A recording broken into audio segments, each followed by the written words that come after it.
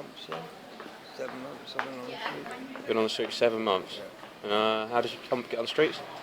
I was released from the mental health hospital in October, and basically because I had no connections, no community ties to any area, the councils refused to house me.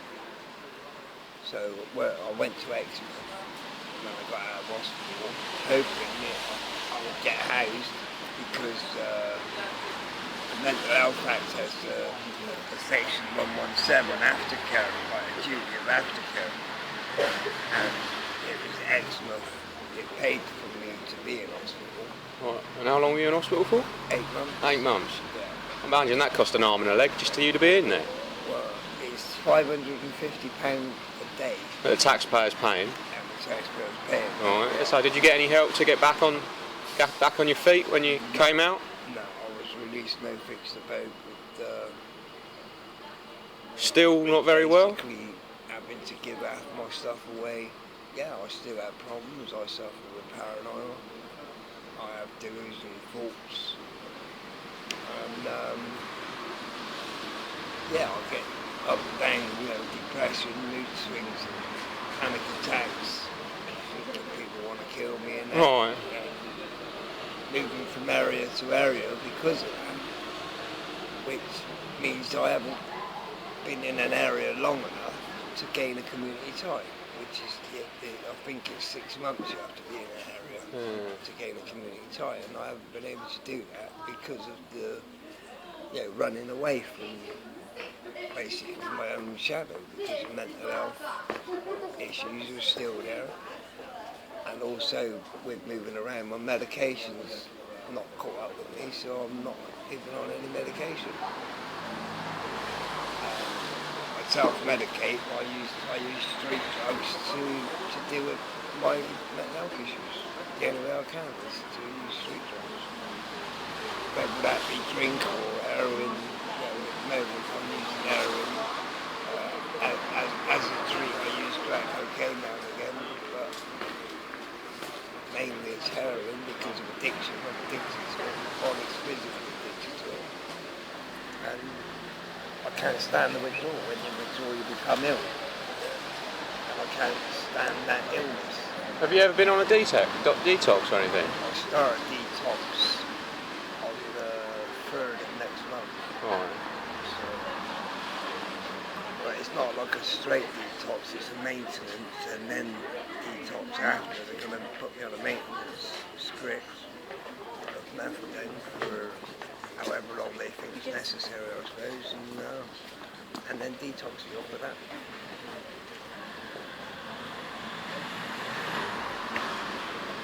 The issue with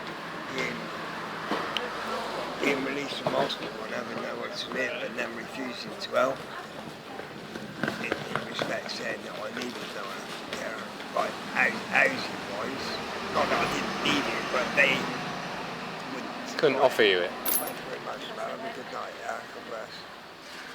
So, yeah, I'm in like a catch-22 situation. I'm going around in circles, fighting a never-ending battle with those that are in power. In and out of prison? Yeah. Do you get yourself into prison just to get some warmth? Yeah. I've smashed shop windows. I've burgled shops and gave all the stuff away, not to make money, just to give it away, because I felt why shouldn't it? I mean, why shouldn't everyone have it for nothing? Why do we have to pay for it? In my mind, that's what the Bible says is I don't know if you're religious or not, I believe in God, but what I believe in is just a next stage up from goodness, yeah?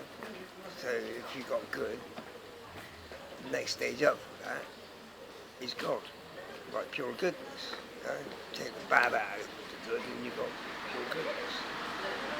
And that to me is God. So if that car's good to me, it comes from God. That slab of concrete on the floor is good to me, it comes from God. If it's not good to me, it comes from the devil. Yeah? And that's good and bad. It's just a higher up, like say 1, 2, 3, 4 up to 10. 11 would be God. Yeah. And that's it. Yeah, how can I explain it? Where my head's like, I lost track of where I was going there, but I explained it. Yeah, I mean, I burgled shops and gave the stuff away because I was angry with society because it feels like they tell me with one breath it's wrong to bully, and then they bully me by telling me I have to go to school. Yeah. Why do I have to go to school? Because if I don't go to school, I get punished, or my parents get punished. I'm talking not just me, but Everyone in the world, yeah. Yeah, the system is a system of bullies. They bully people into being what they want them to be. And then they tell you it's wrong to do that. It's wrong for me to take your hat off you and keep it for myself. You can have my hat off me if you want my hat off me. I'm saying that this is what they teach. It's wrong to do so. I'm with you. And then they take the land. I mean, if they wanted to, they could come along and take this whole rank of shops for their own use. You know, government can do that. Society itself can come along and take these buildings for their own use. The police can take it, the army can take it. And you ain't got a leg to stand on, you've got no army. They could come along and demolish this whole rank of shops and you couldn't say nothing about it. Alright, they might compensate you with, you know, £2,000, whatever it costs. If they want to, they don't have to, they can do what they want. And that is brilliant. And you were on about earlier on about this bloke getting killed down the road in Christchurch. Yeah. And you rang your dad up just to confirm it wasn't you. Yeah, my brother sent me a text saying, asking me to text him because he wanted to contact me, make sure I was okay because he thought I'd been murdered. Somebody got murdered in Christchurch, and my brother was worried because he thought it was me. Yeah, because I'm on the street and I'm going in and out of Christchurch, and you know, he was worried that someone had got up because I've always, you know, with part of my mental health problems is thinking that people want to kill me. Yeah. It must be horrible. It is horrible because you're running away from your own shadow all the time. You're constantly thinking, is he one of them people that wants to get hurt? Is this all a big setup? All these conspiracies go through my head of, what are they really wanting? What do you really want by coming and sitting down and talking to me? What do you really want? Is it because you're trying to find things out about me so later on you can trap me? Yeah, I'll go through. You go through all that?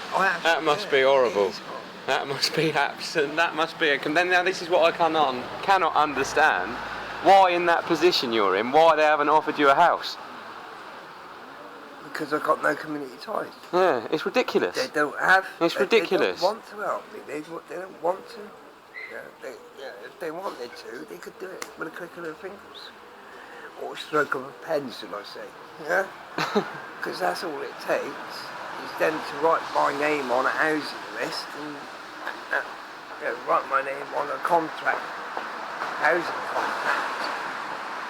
And, they do it. I mean, talking about, I've got nothing against other people, foreigners coming into this country and working and getting a job.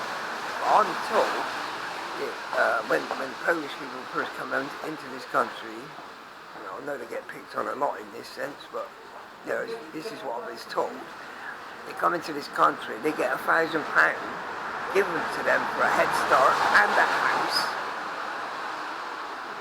and then they got 3 or 4 families moving to that one house, so they're all paying a little bit of rent, like 25 quid a week or whatever. Tenner a week, depending on how many people live. So what you're saying is they get a head start when you're not getting a head start at all? Alright, let's put it this way. I messed up in the first place, So why do I deserve that head start? Yeah, I mean, I thought this system was about, forgiving. Yeah, is it not supposed to be a forgiving society? Yeah. right, if someone done wrong, do you hold it against them for the rest of their life? You might as well just cut your head off. You might as well just hang them, get rid of them. Right, or you know, because what's happening is they're just making me suffer for the things I did when I was a kid, when I was young, stupid, and no one told me the way to go, and I ended up going down the wrong way, making the wrong choices. And now it's all up to you to pick yourself up. Yeah, but they won't. And you can't. They won't let you. They put walls in front of me. They said, well, you should have done this, and you should have done that, and you do this, you do that. And I've done it time and time again. I've gone through housing officers. In prison, I've gone through the St Giles Trust Fund. Yeah? And St Giles Trust is, and they deal with rehousing offenders that have served their time. They're coming out of prison, and they get in contact with the housing associations, and they get everything in place for you. And I've done all that. I had a job to go to. Yeah? I went to the council in Torquay, and I said to them, right, I need housing. I was told by St Giles Trust that my referral's been made to this council to house me, and my referral's been accepted. And I was told, no, your referral was refused. Now that's possible. You know, how can I deal with that? Bless you. How can I deal with that? From outside, I'm outside prison. I've done all the St Giles Trust, I've talked to all the people I need to, all the paperwork's done, sent off, and then I'm told it's accepted. And then when I get to the other end, no, it's been refused. And you're back on the streets. So where do I go? The only thing I know is the only people I relate to are those people that are sat on the street begging for money to buy drugs. I relate to them, you know what I mean? I can talk to them people, yeah? I can't talk to people that are solicitors, shopkeepers. Yeah, you might say hello to them when you go in and buy something, but you can't sit down and have a related conversation with them. I mean, one, they probably wouldn't want to talk to you, you know what I mean, or whatever, but at the end of the day, what I'm saying is I walk along the street and I don't relate to this family walking down because I haven't never had a family. In respect, I haven't got kids, I don't go on holidays every year, I've got nothing to talk to in that sense. I don't watch telly because I haven't got a telly, so I don't have anything to talk to, or anything to talk about to them people, so I don't relate to them. The only thing is I relate to is those people that are sat down begging to buy drugs, yeah, and using drugs. So where do I end up? Once I tried to change my situation, I come out and then I'm told, no, you ain't getting that help doesn't exist for you. Where do I go? I turn to the only thing I know. I start using drugs, and then I end up in that vicious circle. I end up back in prison, or I end up in hospital with mental health issues. I can't break that cycle, because they won't allow me to break it. It's like they don't want you to break it. You know why? Can you understand why they don't want me to break it? I can't understand that, not at all, no. It creates a job. Probation officer, solicitor, police officer, fireman, doctors, dentists. It creates them jobs. Me being where I am creates a probation officer, a mental health worker, a social worker. You know, all them jobs are created because of me. Yeah, and not just me, For everyone in society. people that are like me with these issues. Now, why would they want to make everybody better? Yeah? Because those jobs wouldn't exist anymore. There's no intention to make those people better as a whole.